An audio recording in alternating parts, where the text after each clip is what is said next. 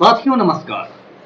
पटना बिहार से मैं Amitabh Kumar Das, IPS 94 batch, और आप देख रहे हैं मेरा अपना यूट्यूब चैनल दास बोले बिंदास। क्योंकि जब बुज़दिलों ने मुंह में दही जमा लिया हो तो दास का बिंदास बोलना जरूरी हो जाता है। साथियों, खबर यह है कि नरेंद्र मोदी और गौतम अडानी हिंदुस्तान को मिलकर लूट रहे हैं, और जिस संस्था को इस लूट खसोट की जांच करनी है उस संस्था की प्रमुख ही अडानी की बिजनेस पार्टनर है। अब ये पूरा वीडियो आखिर तक दिल थाम कर देखिए। साथियों, ये किस्सा शुरू होता है 1992 से 92 से 1992 में भारत के शेयर बाजार में एक बहुत बड़ा घोटाला हुआ। 5,000 करोड़ रुपए का घोटाला। उस घोटाले को कहते हैं प्रतिभूति घोटाला, इंग्लिश में कहेंगे सिक्योरिटीज स्कैम।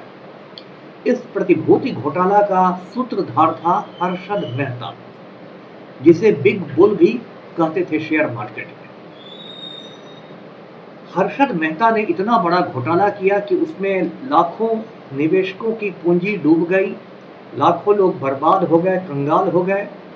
हर्षद मेहता की गिरफ्तारी हुई, जेल के अंदर ही उसकी मौत हुई, और हिंदुस्तानी की पूरी जो अर्थव्यवस्था थी वो हिल गई। उसके बाद भारत सरकार ने एक संस्था का गठन किया। उस संस्था का नाम था सेबी।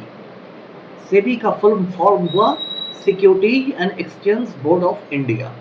हिंदी में उसको कहेंगे प्रतिभूति, भारत का प्रतिभूति और विनिमय बोर्ड। तो समझिए कि सेबी जो संस्था बनाई गई वो शेयर बाजार की एक तरह से चौकीदार थी, पहरेदार थी। सेबी का काम था ये देखना कि शेयर बाजार में कुछ झोल झाल तो नहीं हो रहा है, कुछ गड़बड़ झाला तो नहीं हो रहा है, कुछ घोटाला तो नहीं हो रहा है। तो इसके लिए सेबी संस्था बनाई गई।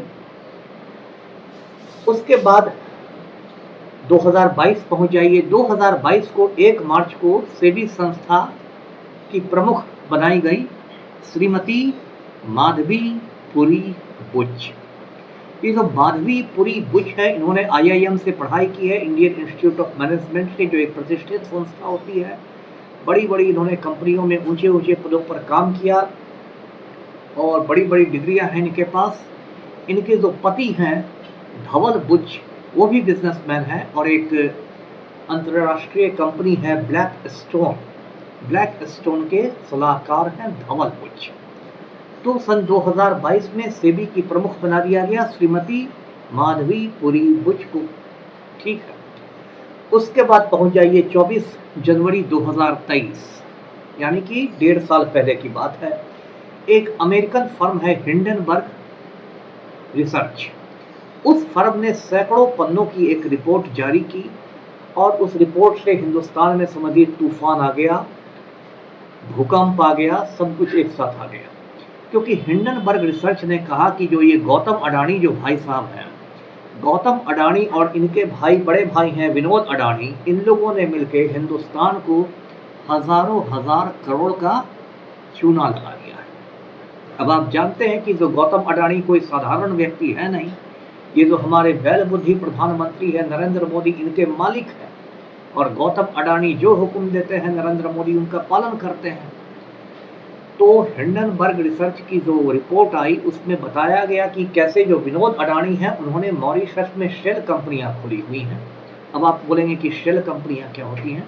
तो शेल कंपनियां का मतलब हुआ फर्जी कंपनियां, नकली कंपनियां, वैसी कंपनियां जो सिर्फ कागज पर चलती हैं और उनका कहीं अता पता नहीं होता। ये जो शेल कंपनियां खोली जाती हैं, इनका उद्देश्य सिर्फ गड़बड़ झाला करना रहता है, मनी लॉन्ड्रिंग करना रहता है, काला धन को सफेद धन बनाना रहता है, आंकड़ों की बाजीगरी करनी होती है, पब्लिक को और बाकी निवेशकों को उल्लू बनाना होता है। तो उसके बाद हंगामा हो गया।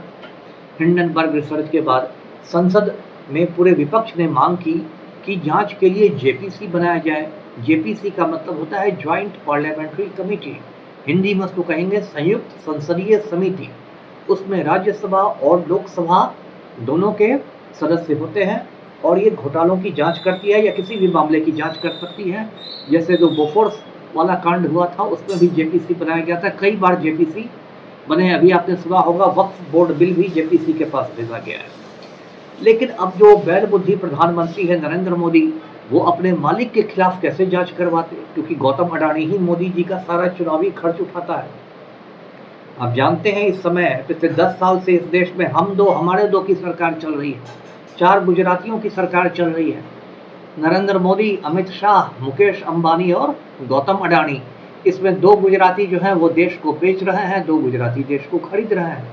तो 10 बरस से इस देश में हम दो हमारे दो की सरकार चल रही है। जैसा कि आम आदमी पार्टी के एमपी कहते हैं संजय सिंह कि मोदी अडानी भाई भाई, देश बेच के खाई मलाई।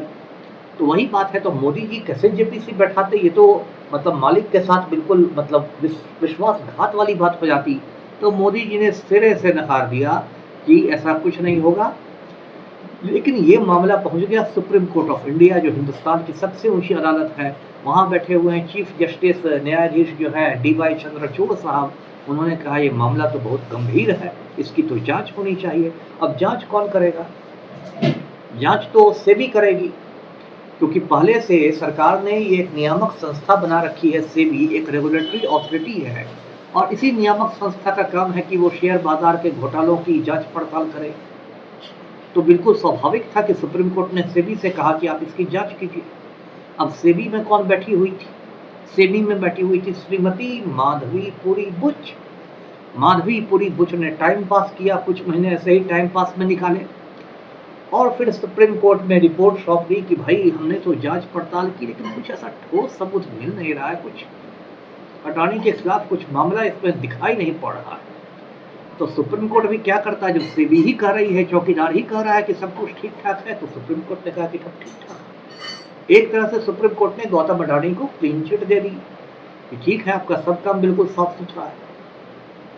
अब देखिए, पाप का घड़ा जो होता है वो तो कभी ना कभी फूटता ही है। फिर फूटा। अब कल यानी कि 11 अगस्त को हिंडनबर्ग ने एक दूसरी रिपोर्ट जारी की और इस रिपोर्ट में उसने ये धमाकेदार खुलासा किया है कि ये जो माधवीपुरी बुच है, ये तो अडानी की बिजनेस पार्टनर है। और उसने कहा है कि बहुत सारी ऑफशोर कंपनियां हैं, विदेशी कंपनियां हैं, जिसके द्वारा ये घोटाला करता है गौतम अडानी और विनोद अडानी। उन कंपनियों में माधवीपुरी बुच का भी पैसा लगा हुआ है। अब समझ जाइए, चौकीदार ही चोर है। और जब माधवीपुरी बुच सेबी की निदेशक बनी, ये चीफ बनी सेबी की, तो ये तो बहुत बुद्धिमान महिला है, इन्हें तो बड़ी बड़ी डिग्रियां हैं। तो इन्होंने चुपचाप धीरे धीरे करके अपने सारे जो शेयर थे वो अपने पति परमेश्वर को ट्रांसफर कर दिए, धवल बुच को। अब धवल का मतलब आप जानते हैं साथियों, सफेद होता है। माँ बाप ने सोचा होगा कि धवल नाम रखेंगे तो बेटा कुछ सफेद ही काम करेगा, और बेटा तो सारा धंधा काला ही कर रहा है। तो धवल बुच को सारे शेयर दे दिए गए। लेकिन हिंडनबर्ग की इतनी शक्तिशाली रिसर्च टीम है कि उसने इन सबको नंगा कर दिया। और देखिए कितनी दिलचस्प बात है कि इस बीच हमारे संसद का, भारतीय संसद का मॉनसून सत्र चल रहा था। अचानक मोदी जी को किसी ने खबर दे दी। आखिर मोदी जी के भी गुप्तचर जगह जगह तैनात हैं, दुनिया में जगह जगह जासूस हैं, ऐसे ही 56 इंच का सीना थोड़ी है। तो किसी ने मोदी जी को कह दिया कि आपके जो मालिक हैं गौतम अडानी, उनके बारे में एक बड़ा धमाका करने जा रहा है हिंडनबर्ग, और राहुल गांधी तो संसद को हिला देंगे। बस आनन फानन में मोदी ने मानसून सत्र को खत्म करवाया कि स्थगित करवाओ सत्र, भागो पतली गली से। अब जब ये मामला आया है तो फिर देश में हंगामा शुरू हुआ है कि ये क्या मजाक है। वो जांच कर रही थी महिला जो खुद बिजनेस पार्टनर है अडानी की, और जो विपक्ष है वो लगातार मांग कर रहा है कि भाई इस्तीफा दें। ये जो माधवीपुरी बुच हैं, इन्होंने तो सुप्रीम कोर्ट को भी चुना लगा दिया, पब्लिक को भी चुना लगा दिया, सारे निवेशकों को भी चुना लगा दिया। और ये जो बैल बुद्धि प्रधानमंत्री हैं वो तो आज्ञाकारी चपरासी हैं गौतम अडानी के, वो तो कुछ करने से रहे, न जेपीसी बनेगा न कुछ बनेगा। तो साथियों, ऐसी स्थिति में 2 चीज़ें तत्काल होनी चाहिए। मैं अपने वीडियो के माध्यम से मांग कर रहा हूँ, 2 चीज़ें तत्काल होनी चाहिए। एक तो ये जो निर्लज्ज महिला है श्रीमती माधवीपुरी बुच, इनको तुरंत इस्तीफा देके सेबी के प्रमुख से बोरिया बिस्तर समेट के अपने घर चला जाना चाहिए, क्योंकि ये किसी भी जांच को निष्पक्ष रूप से नहीं कर सकती है। ये तो खुद अडानी के वाले कंपनी में पैसे लगाई हुई है, इसलिए इनको सीधे घर जाकर बैठना चाहिए, इस्तीफा दे देना चाहिए, सेबी में किसी नए प्रमुख की नियुक्ति होनी चाहिए। ये पहली मांग है मेरी। दूसरी मांग है, वो तो क्या सुप्रीम कोर्ट फैसला करेगा, कि सुप्रीम कोर्ट ऑफ इंडिया को इस पूरे मामले का स्वतः संज्ञान लेना चाहिए, सुओ मोटू कॉग्निजेंस लेना चाहिए, और स्वतः संज्ञान लेके इस मामले की जो हिंडनबर्ग रिपोर्ट आई थी, ओरिजिनल जो रिपोर्ट आई थी 24 जनवरी 2023 को, उसकी जांच नए सिरे से करवानी चाहिए, सेबी के नए प्रमुख द्वारा करवानी चाहिए, और सुप्रीम कोर्ट की देखरेख में जांच होनी चाहिए, क्योंकि ये इतना बड़ा घोटाला है, इतना बड़ा घोटाला है कि हम और आप कल्पना नहीं कर सकते।